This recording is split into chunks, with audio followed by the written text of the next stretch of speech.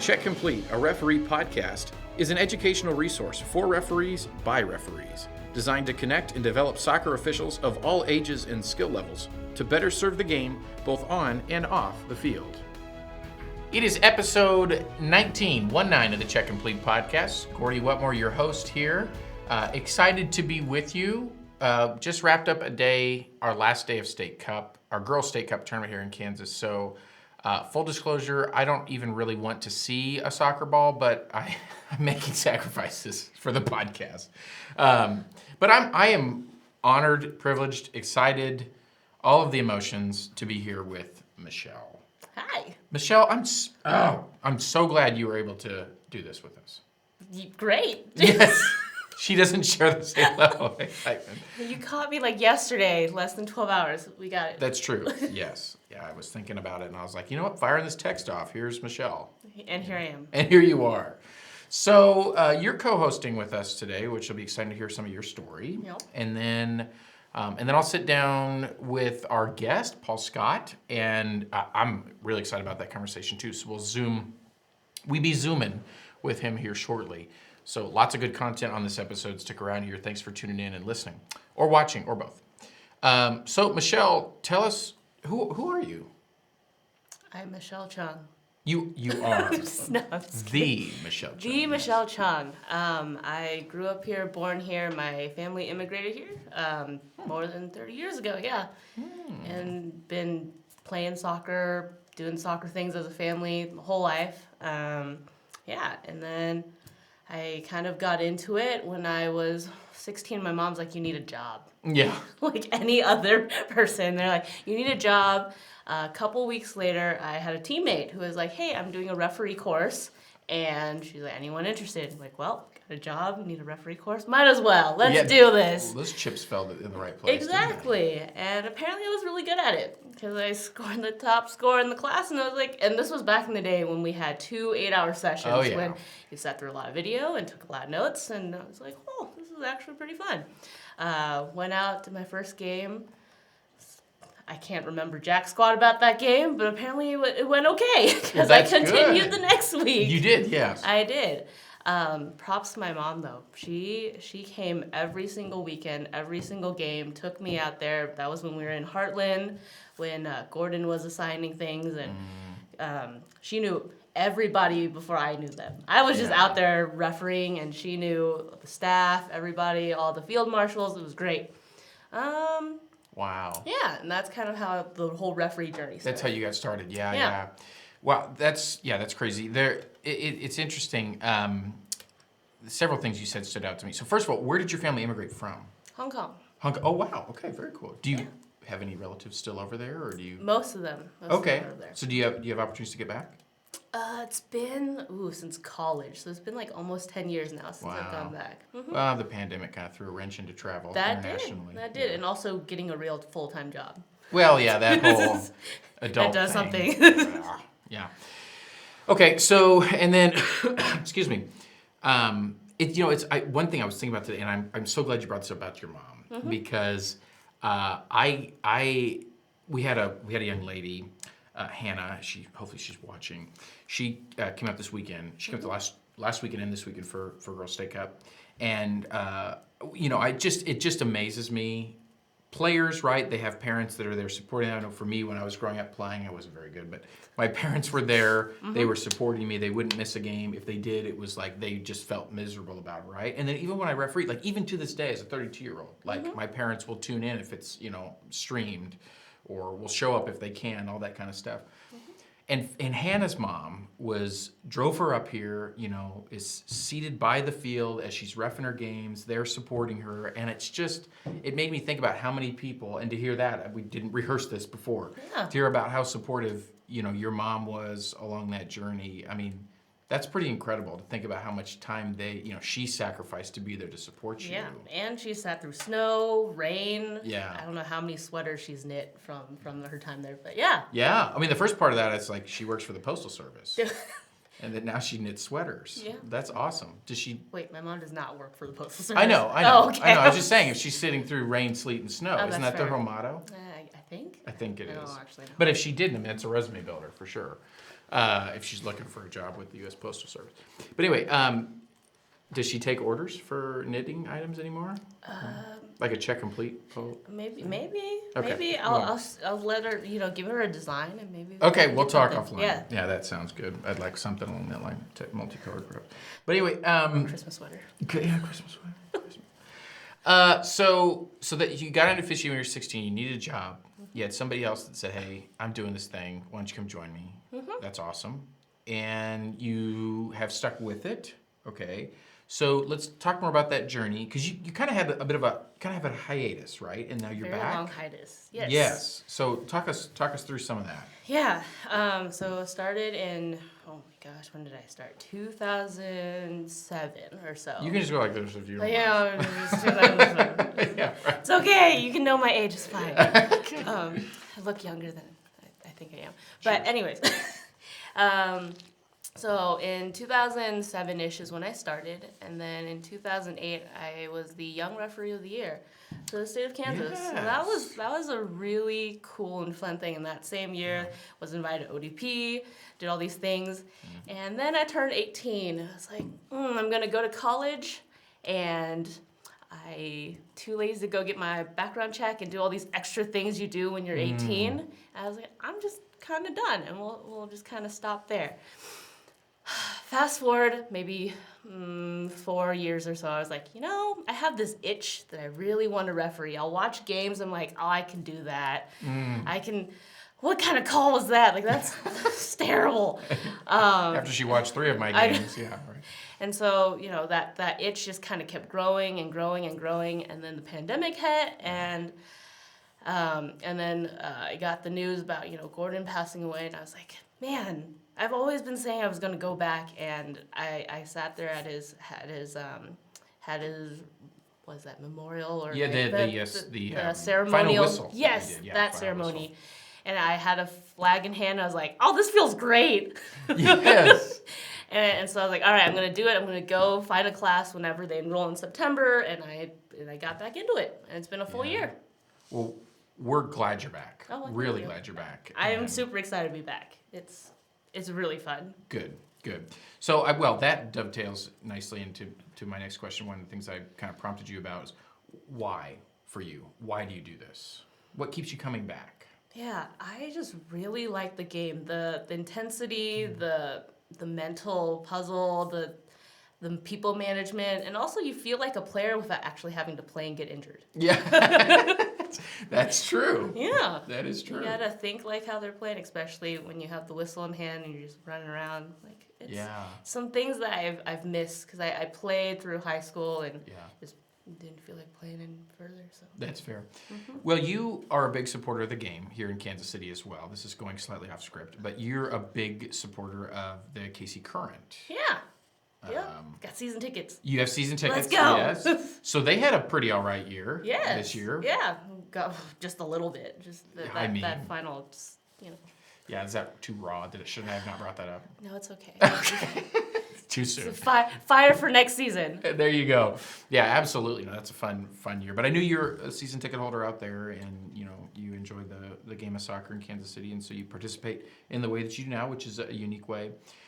So in that way that you participate as a referee, this is something I'm wanting to do, is to publish a whole line of videos of referees talking about lessons learned in officiating. I don't know if you're able to articulate some of those along the way, but I'd love to hear them.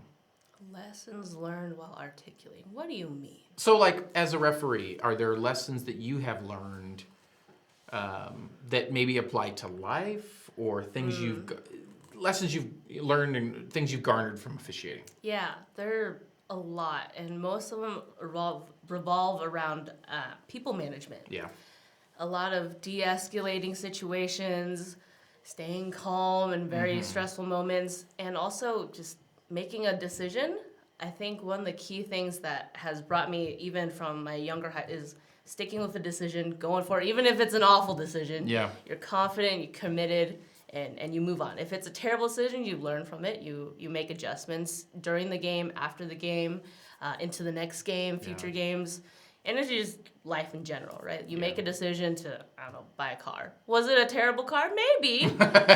Was it a financial choice? Yes, and there are consequences. So I think that Sure. those are a lot of the big takeaways. Yeah, there's a lot there that we can learn from the game and from our role in the game as referees, no doubt. Yeah, so if there are those out there that are thinking, hey, maybe I've been listening to this amazing podcast that's trying to talk me into becoming a referee, but if there's some that are teetering on the edge, what would you say to Just them? do it. Just do it. Just do it. Don't. You won't regret it. Yeah. And if you do, you at least made a choice to go try it. Because I think part of that 10-year gap was, man, what would I do if I didn't stop? What if I didn't take that 10-year gap? Where would I be now? Yeah. And so now, if people are just teetering, I say just go for it, and you'll figure it out if you like it or not. Those parents, you'll figure out real quick if you will deal with them, if you'll handle them, or if it's not for you. Right. But at least you've, given it the old college try and seen what it's like. Yeah, Exactly. absolutely. Well, I don't think there's many around here that work harder than you, it seems. I follow you on social media, and you're grinding a lot, working out, really putting a lot into it. What's your journey look like? What's your goals? Where are you at in this process? Right now, I have grassroots like everybody else, and it's enjoying the process of working, youth games, working those upper level youth games. Yeah. This past weekend at State Cup, getting opportunities there.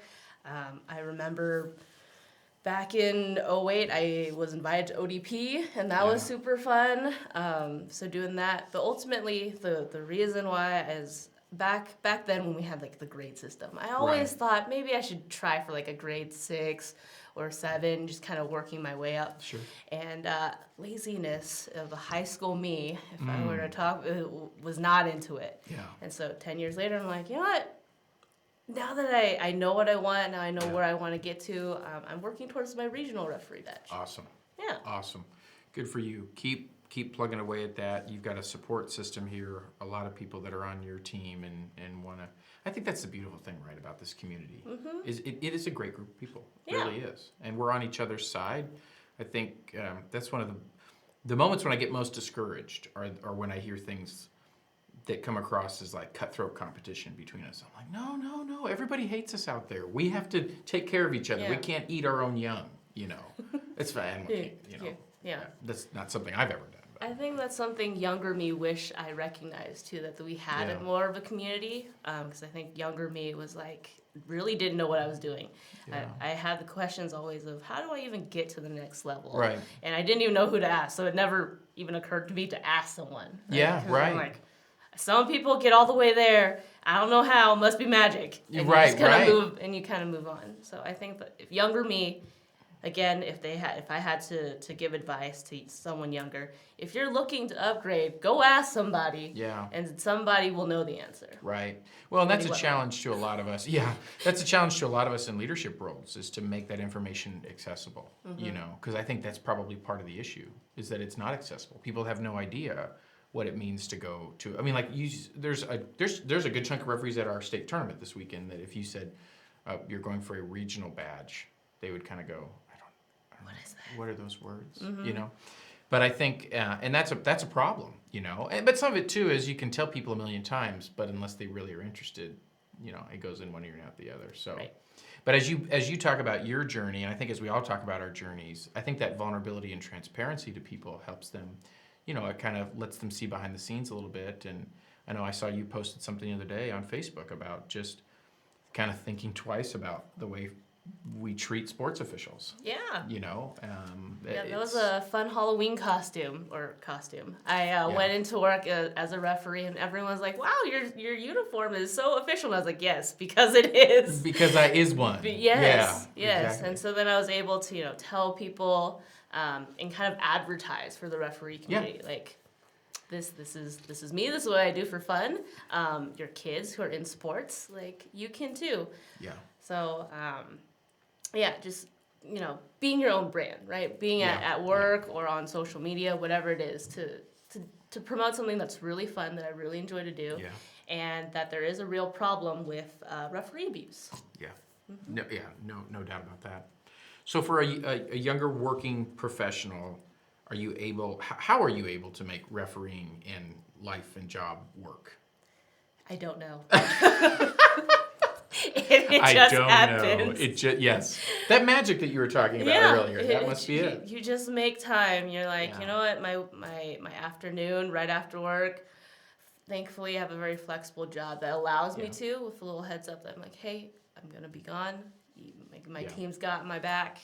But it is hard, especially as work gets busier, or, I work in warehousing, and the winter times is when everybody's buying things and everyone's stress levels up, and it's sometimes you're really tired and you wish you did not pick up that extra game. Yeah. Oh, I'm sure.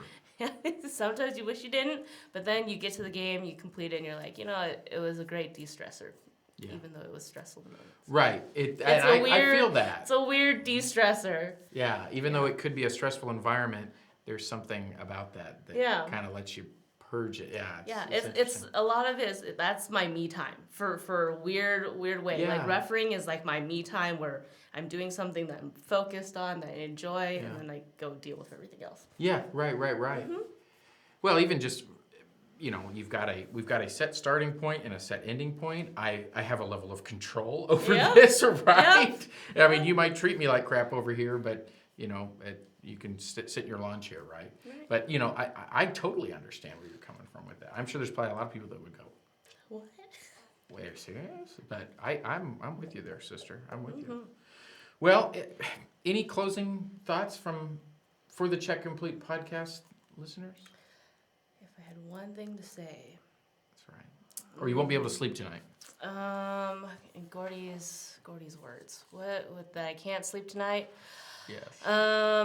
Just if you are teetering, I said that so many times, but if you are just thinking about it and you don't, just do it. About anything. It doesn't even have to be refereeing.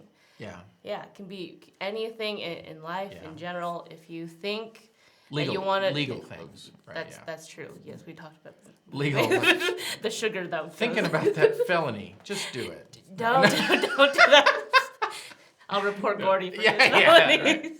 Right. But go try it, go do it, and try not to regret missing out on something. Yeah, that's awesome. Yeah. Michelle, thanks for your time. Thanks, Gordie. This has been great. We'll be right back. We'll have a word from our sponsor, JF Consulting, and we'll be then chatting with Mr. Paul Scott. The Check Complete podcast is brought to you in part by JF Consulting Tax Preparation and Bookkeeping. Taxes suck? We can help. Visit jfcokc.com. All right. I'm super excited to sit down virtually here with Paul Scott. Paul, first and foremost, thank you so much for taking a few minutes. I know you're in a hotel room right now, so I appreciate you taking time to chat with us. It's my pleasure. I'm happy to do this. Yeah, this is great. So let's just jump right into this and hear a little bit about you. Tell us a little bit about you, who you are, your career, the things you're involved in. However much you are willing to share, we will listen. All right.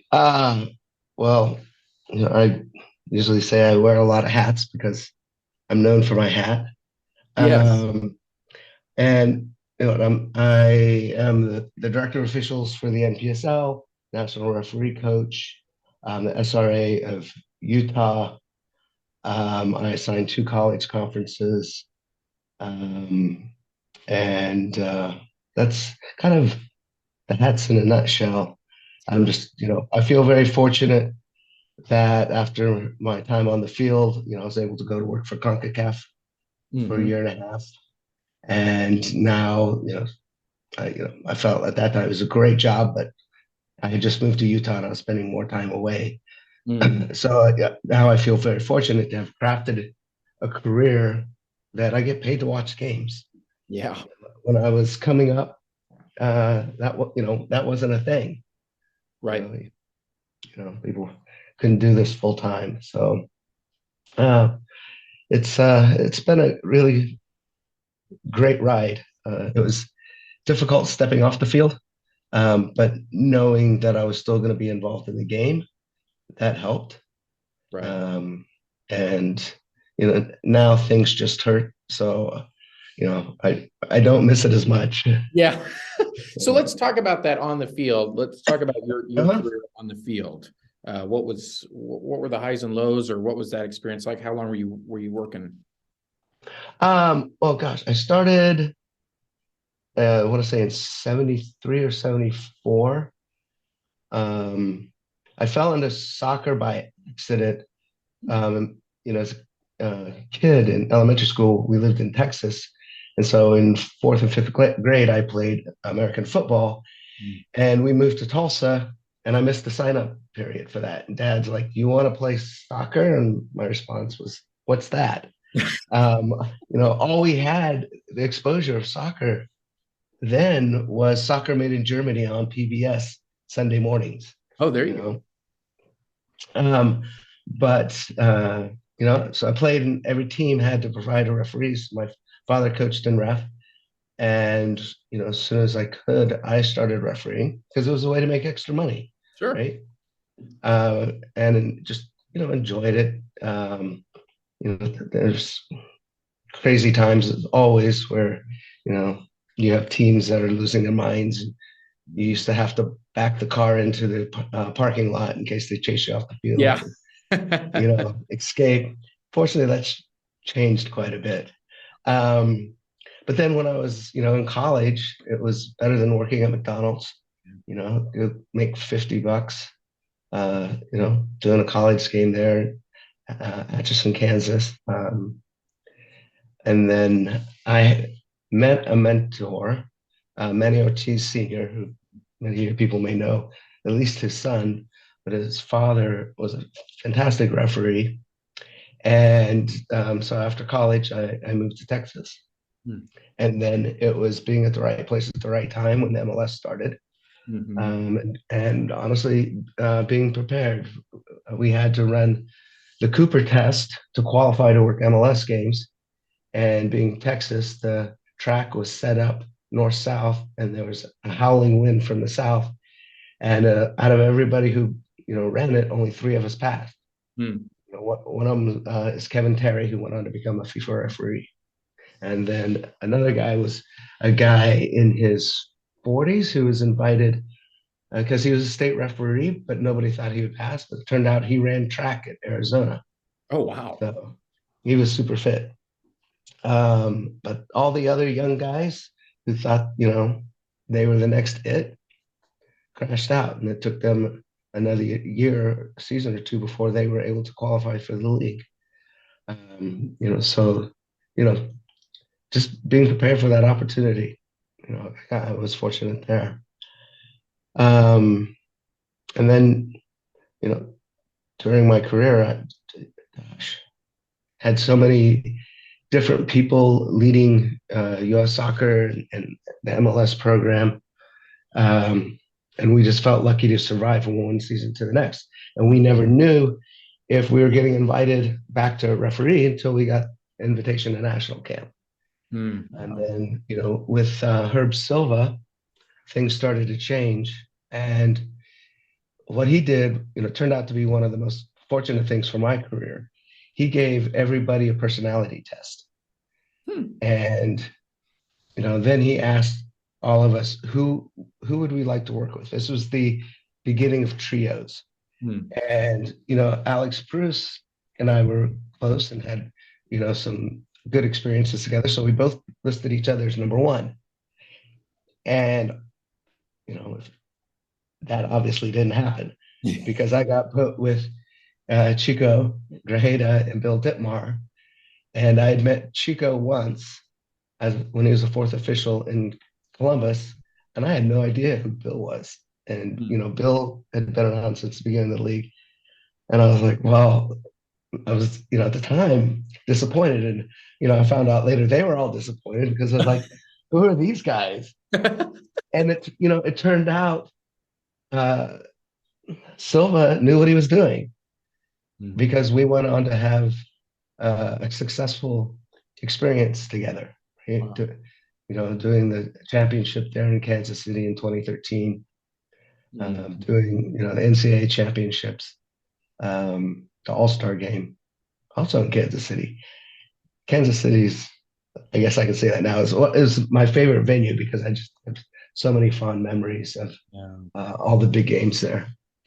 And then what else career-wise? Soccer on the pitch. I mean, Yeah. the thing that struck me was here, none of us are FIFAs, and the bosses had the confidence to give us those two games that season. And we took each game by itself, and it was like, let's just do our best. Yeah. And later talking to colleagues, everybody said, "Oh yeah, it was obvious you guys were going to do the games. You were having the best season of anybody, and at the time, you're just trying to get through a 45-minute half with minimal amount of errors, Yeah. and just trying to keep each game as clean as possible, as simple as possible." And you don't think about, oh yeah, I'm having a great ride. You just like, Yeah. let's just be successful here. And I think that helped us be successful is we didn't have any grand ambition or goals. We just wanted to do the best we could do in those 45 minutes. Well, I think that's a great word of advice for anybody in this line of work. Is I think there's a lot, and you probably have these conversations with really ambitious, maybe potentially just younger referees. It's like, that's great to have ambition, but you've got 90 minutes, or chunk it out 45 minutes at a time, that you got to stay focused, keep things simple, and just get the next decision right. I think that's a great word for anybody that's wanting to climb the ladder. Not that ambition is wrong, Yeah, right.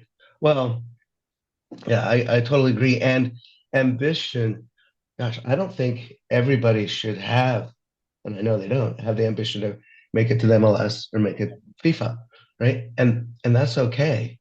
Yeah. Every state needs quality referees that can do all level of games. There's a role for everybody. I had been put on the list to be considered for FIFA and was obviously disappointed. But in retrospect, it was probably a very good thing for me that I was not, because I was a single parent. I moved back to Tulsa so that my parents could help me with my two boys while I was gone on the weekends for games, and I couldn't imagine being gone, for 6 weeks at an event. It's it would have been not good for me or not good for my kids. So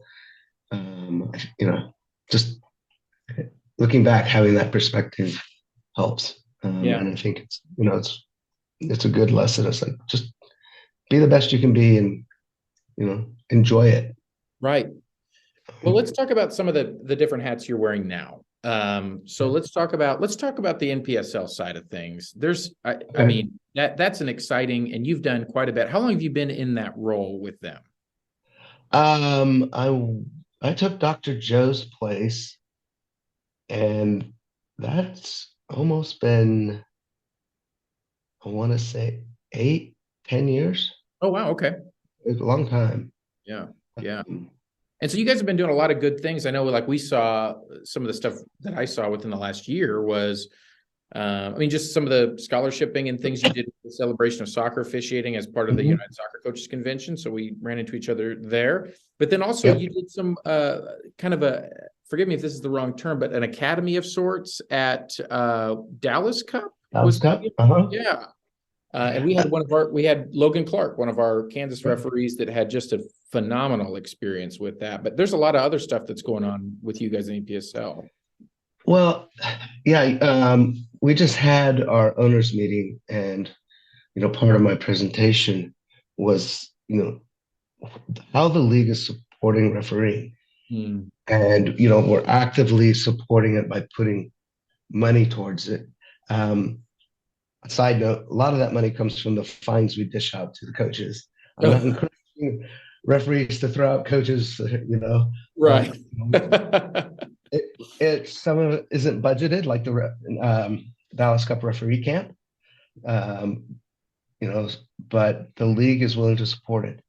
And it's terrific that Kenny Farrell, the chairman, and Cindy Spare, the managing director, realize that for the game to grow, the referees have to improve.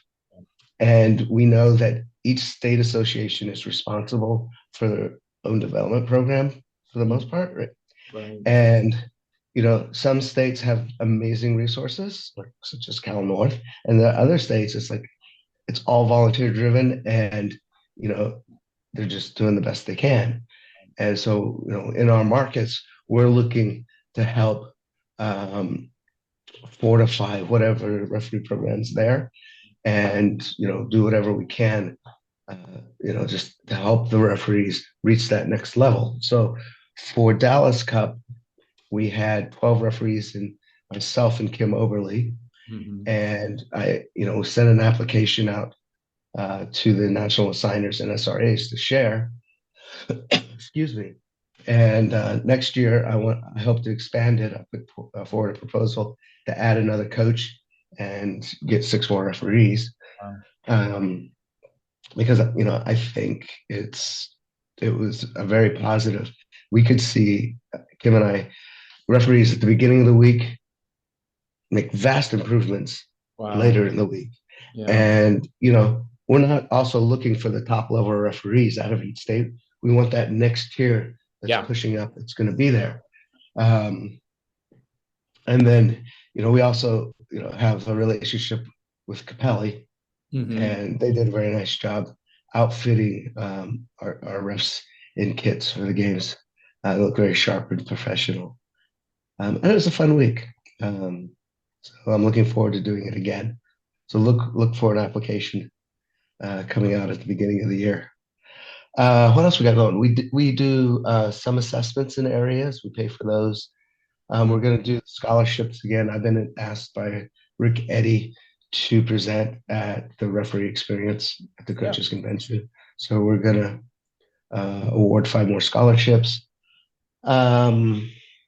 You know, I've done some referee courses in states, you know, that have requested them. You know, that U.S. Soccer will support a national referee coach going to a state once a year. And so we try it again, because there's not a budget. We try to partner with that in order to, you know, put on a course, and then the league will provide other support. And often we get the local team involved so we can do real field drills with real players. That's awesome. Well, we might need to get you back to Kansas City for that, because that would be a really neat thing. And just as a plug, the referee experience that Paul's mentioned, and that's going to be in Philadelphia. For those of you that are not familiar with this, it's in Philadelphia. The referee experience is the 13th through the 15th of January, I believe. The whole event runs from like the 10th through the 15th as part of the United Soccer Coaches Convention. So if you just Google United Soccer Coaches Convention, or we can put a link in our bio on this as well. I know when I was at I guess it wasn't called the referee experience, it was the celebration of soccer officiating in Kansas City last year. It was I thought it was a fantastic event, and they've got a great lineup for this year as well. So if you're in and around Philly in January, you'll definitely not want to miss that. So that's awesome. And you guys will be doing some scholarshiping as well, which is really cool. Yeah. Very cool. Yeah, you know, like I said, the league cares. We're very strong on the discipline side of things. We want the referees to feel safe. We want the game to look a certain way. And I really enjoy working with this league. They don't want to look like a Sunday beer league. And I know there's others that, you know, are questionable. Right. I think that's the fear, right? With the adult amateur game, if that's, you know, in the lower level professional stuff, it can get a little bit wild. So yeah, I know. I appreciate all the work you've done with that. That's fantastic. Not just to move on too quickly, but I'm curious about some of the other things. So talk about a little bit about on the college soccer side of things, especially as an assigner. That's a unique role. Assigning is a bear. So what's that been like? I mean, what's the highs and lows of that hat, that role? Yeah, well, previously I assigned as a national assigner, and when I lived in Tulsa, I assigned it for a club. So I Okay. had an idea of what it was like. Um, I mean, I found that I really enjoy college assigning because there's just that level of professionalism Yeah. that that the conferences have, and the referees want to work these games, and they're for the most part paid well. Yeah. The level of competition is good. The part that I enjoy the most is obviously the education of the referees Mhm. and also the coaches. And it took some time to gain their trust, but because I told the coaches, like, you know, it's okay to disagree. We can disagree and still get along. Yeah. You know, I know that the referee is going to make mistakes. The referees we have don't want to make mistakes, and they feel bad when they do, and they want to learn from it. Otherwise, we wouldn't have them officiating in our league, Right. our conferences. And the coaches will send me a clip, and sometimes I say, "Yep, they missed that, and this is why." And sometimes I say, "No, they got it right." Right. Or I'll say, the video is just not clear enough. I get Right. render an opinion. I'm sorry. But then, the referees that I've been working with enjoy the feedback. Mm. We spend time, when something's happened, breaking down the clip and, looking at, oh, well, here, this 5 seconds before when you moved left instead of moving right, Mm. that's why you got put in this flat position or XYZ. So it's very gratifying that, like, the more arching global topic is the culture has changed where in the old days you'd be motivated with a stick. Mm. You're terrible, you messed up. I knew of a national assessor who would tell referees, give me your badge. You shouldn't Wow. have the badge. Yeah. And now, thanks to Rick Eddy, the culture shifted so much where it's like, it's okay to make mistakes. Yeah. If you're not making mistakes, you're not getting better. Just don't make the same mistake twice. Right. And the mistake that you made, share it so that other people can make different mistakes and learn from your mistake. You know, um, where we have problems, this is normal. Is those people who, are still looking at the video and the video is clear and they're saying, "Oh no, that's the right decision." It's like, come on, it's Right. okay. I'm not mad. This isn't the stuff that gets me mad. Right. Yeah. Right. This happens. We've all made howlers. If you've been around long enough, you're gonna get your video up on the big screen in front of your peers, That's and you're right. gonna be mortified. That's Yeah. right. Just you're better off just owning Yep. it. Yeah. Yeah. And feel bad. You get 24 hours to feel bad, and then move on. That's right. I That's right. made lots of howlers. So, Yeah. Well, so I think this is a question, man. I'm sure you probably get asked this with some frequency, but people that are interested in getting into your conference or just moving up on the college side as a whole, mhm. are there words of advice or best practices in your mind for folks in those categories?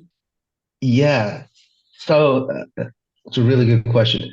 Um, One thing that I encourage everybody to do is to think of yourself as a brand.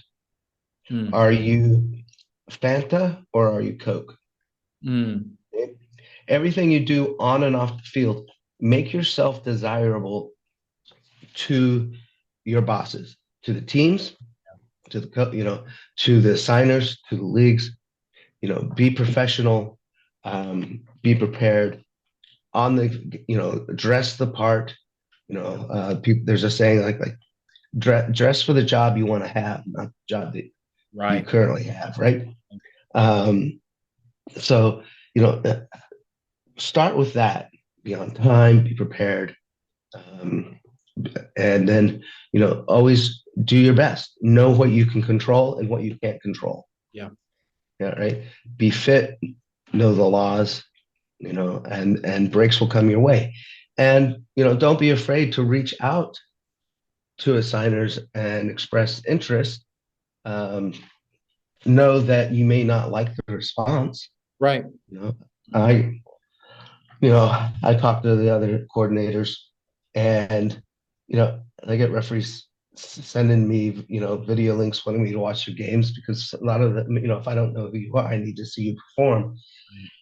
And, this one referee sent me, the game, and I watched it, and I'm just like, his decisions are correct and accurate, but he's not moving. There's no explosiveness, there's no urgency.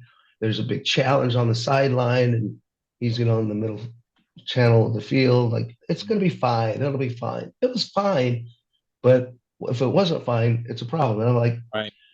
Yeah. I have lots of referees like at this level. Why would I want to add one more? Yeah. Yeah. I'm looking for, you know, athletes who want to improve.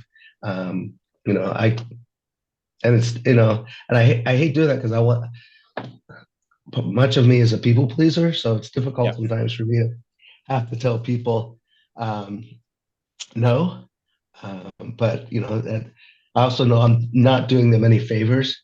Yeah. If I'm not frank, because if they honestly want to get better, then they need honest feedback. Right. And I care. I want them to do well.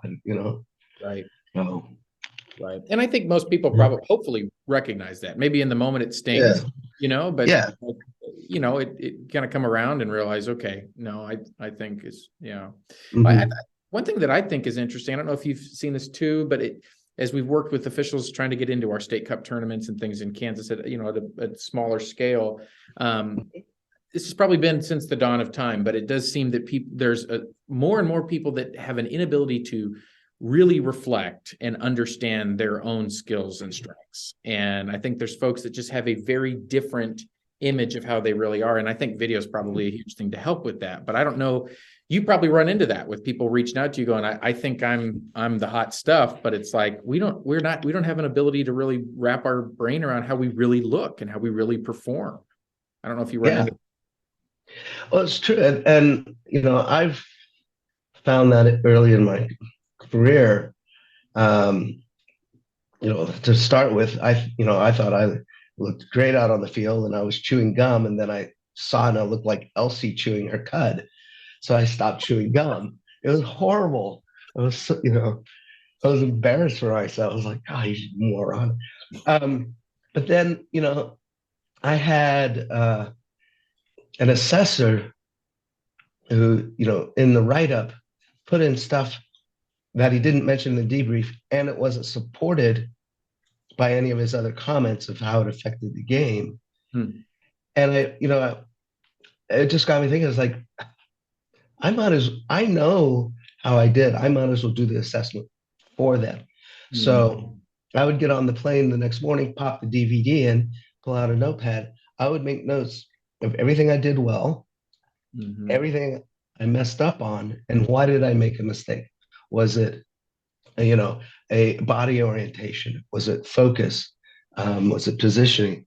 And I would send it to them because, the score is going to be the score, whatever. It doesn't matter. I would rather have them, at least give me something more valuable. Maybe they can riff off of some of my comments, and then give me throwaway lines like, "You need to sidestep more." What does that mean? Right. Right. So, and that helped me do a better self-evaluation for myself. Sure. But I would certainly encourage people to do that. If you have a video of your game, break it down, cut clips and show it to some of your colleagues, your buddies, your mentors, and, solicit advice from them, because we don't have all the answers. But if you talk to enough people, you can probably come to a pretty good conclusion on, what the best solution was. So shifting into another hat, at dovetailing off of all of this, what you learned on the field over the years, the work you've done on the college and the NPSL side, how does all of this inform what you do as an SRA? And how does that shape what you guys are doing in your state? All right. So I know what I do well for the most part, and I know very well what I'm terrible at. And I'm, so I see big picture, and I'm not good at diving deep in the minutia of the management. So I have, the SRC is made up of people who are really good at their individual roles. The SDI works for a school district and he trains teachers. So he's very curious and good with technology. He knows he doesn't know everything. Right. And, his level of refereeing, he was a state level referee. He's competent, but he wasn't a national, and that's okay. He knows where to go find the information. He knows other people who are the masters of whatever the topic is. Um, you probably appreciate this. My SYRA is a psychologist. Oh, working with troubled nice. kids. So he gets along very well with some members of the youth. Yeah. Right? He's very calm and he doesn't get rattled and wound up in all the drama. Yeah. And that is terrific. And he's a really good communicator. That's a really great skill set for that job. The SDA is really organized, and he has good football understanding. Again, not at a high level, but he knows where to go, and he's very competent. And then I have on the SRC, we have one employee, director of operations, and she's great at her job. She knows all the people, the players in Utah, the people involved in different roles, and she's able to organize things to get things done. She organized the U.S. soccer referee coach course we just had, which is like, that would have overwhelmed me. And also, I don't have the time for that. Right. But so I don't think every state has to have a rock star SRC. I think the best quality is to know that you don't know everything, but there are resources out there, such as U.S. Soccer, bringing a referee coach in for an event. Man, I wish every state would take advantage of that. Right. I'm not even sure every state knows about that. Probably not. Right. Probably not. We've used it in various ways. We have an annual symposium in January, and that's a big training event for all the higher level referees, not necessarily regional. And that's usually where we bring that person in. Yeah. So we've used it, when I was in Oklahoma, we used them in tournaments. Anytime we had a large group of referees together, we would take advantage of it and get somebody in. But there's people out there that want to help, Yeah. I don't know how many national referee coaches we're going to have in the new year. It's not going to be 100, but those people that are certified are a great resource. So call on them, and with technology, you don't always have to fly them in. Absolutely. Well, this is slightly off script, but I'm just curious at the youth level, I think we see a lot of the negatives around youth sports being showcased on social media, on the news, all that kind of stuff. So do you think we're moving in the right way on the youth sports side of things, especially with, all the referee stuff, or is there still a downward trend? If there ever was? When you say downward trend, you mean of behavior on the sidelines? Yeah, or just behavior on the sidelines, or even the ripple effect of that, right? Like people then bailing, or all that kind of stuff, if that makes sense. Yeah, I think that's a state by state thing. Yeah, sure. Like in Utah, that the youth association has been very supportive of the referees. And they're fed up with it. So they've instituted a zero tolerance policy where if the referee throws out a coach because of the parents, then the parents are banned for the rest of the season from attending games. Wow. And so now if the referee says something, parents are policing themselves. Yeah, sure. Hey, shut up, stop talking to the ref. Yeah, right.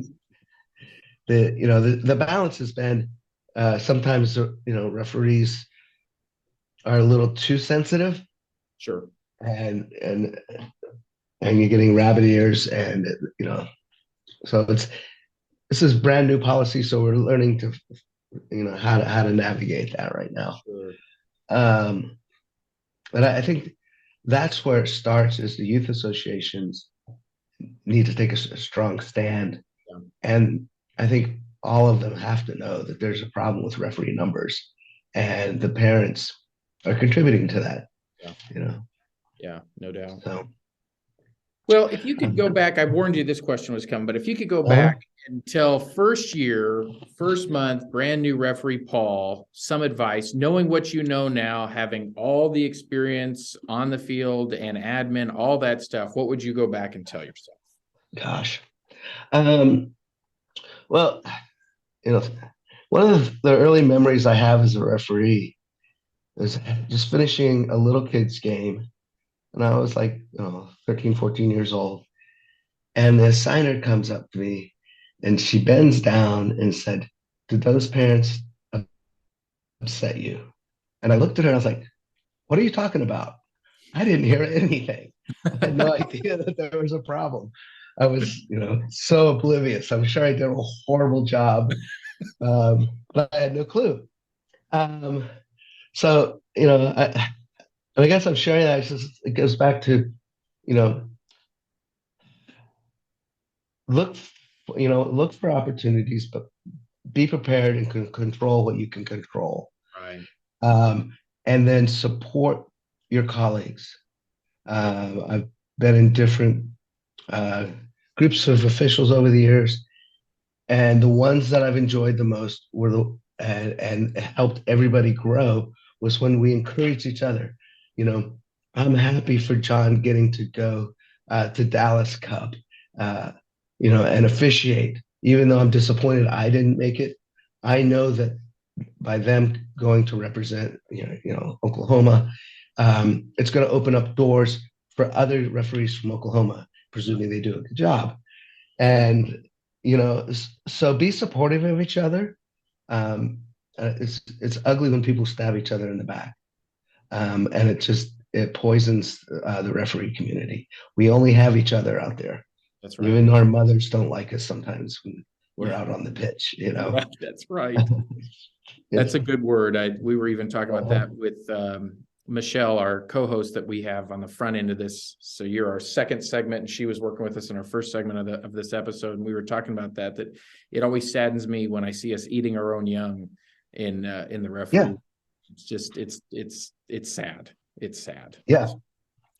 And then, the other thing, and I've been very guilty of this, is just not setting standards for expectation of behaviors, particularly on the field, with specific examples, or with coaches. Sure. Just letting them rant and rave and not addressing it. We shouldn't be tolerating bad behavior. This is a work environment for us. Yes, it's not most of us are only jobs, but this is still a job.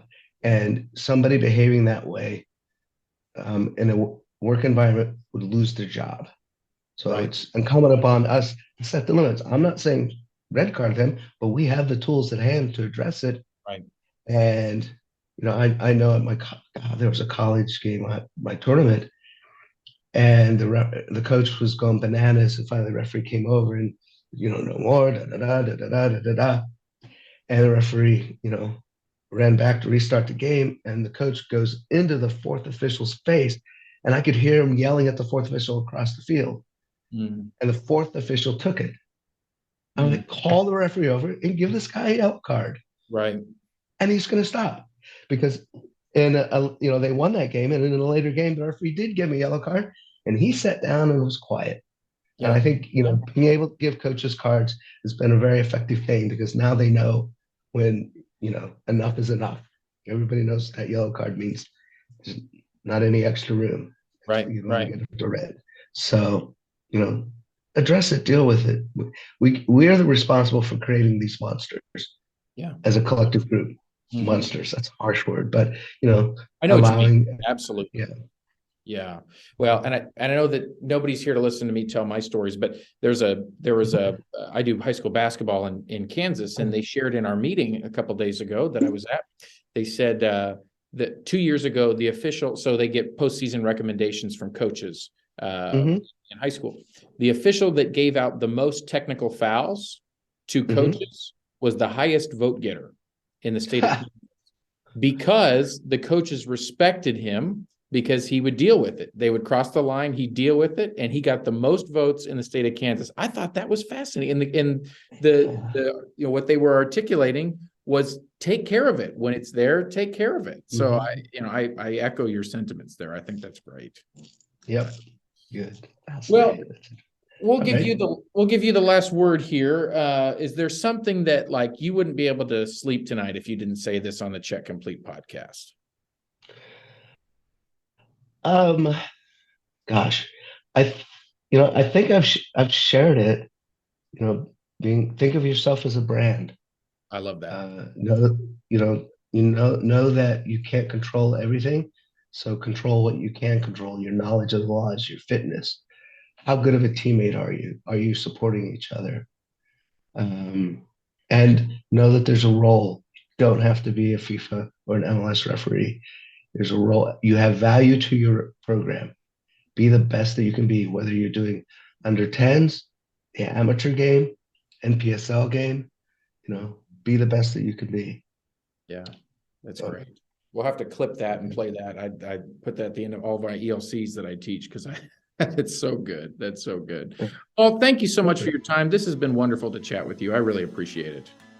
Yeah, my pleasure. Thank you for having me on. Absolutely. Well, I hope we cross paths here soon and in Philadelphia. I'm trying to get out that way. So thanks again for your time. Okay. Yeah. The Check Complete podcast is brought to you in part by JF Consulting Tax Preparation and Bookkeeping. Taxes suck, we can help. Visit jfcokc.com. Thank you so much for listening and engaging with the Check Complete podcast, episode 19 here with Michelle Cheung and Paul Scott. Michelle, thank you again for your time. Thanks, Gordie. This has been great chatting with you and with Paul. We hope you've enjoyed this episode. We'd love to hear from you if you have any suggestions or anything like that for future content that we're working on, especially as we get into the frigid winter months. Be sure to engage with us on social media at check_complete on Twitter and Instagram, Check Complete Podcast on Facebook, Check Complete Podcast on the YouTubes. Make sure you like this video and subscribe. Well, that got her. Make sure you like this video and subscribe right here. This will be it's right there. You press, no, this one right here. This one? Can't you see it? Yeah. That's subscribe to our channel. That would really make me feel good. So if you could do that for me and Michelle, that'd be great. Okay. If you have any complaints at all, I can't imagine you would, but if you have any complaints at all, write it on the back of the red card used by Horatio Elizondo to send off Zinedine Zidane in the 2006 World Cup final and send it our way. Michelle, thanks again. Thanks, Gordie. It was a great time. This was wonderful. I appreciate your time. Thank you for watching our podcast. Be sure to engage with us. We want to hear back from you. And I hope you have a wonderful, I don't know when you're listening to this, but it's about to be Thanksgiving when we're filming this. Yes. So have a wonderful turkey day and stay safe out there. Thanks for listening to the Check Complete podcast. We'll see you next time. we got Turkey Day right down there. Here, just a little turkey birds want to get murdered.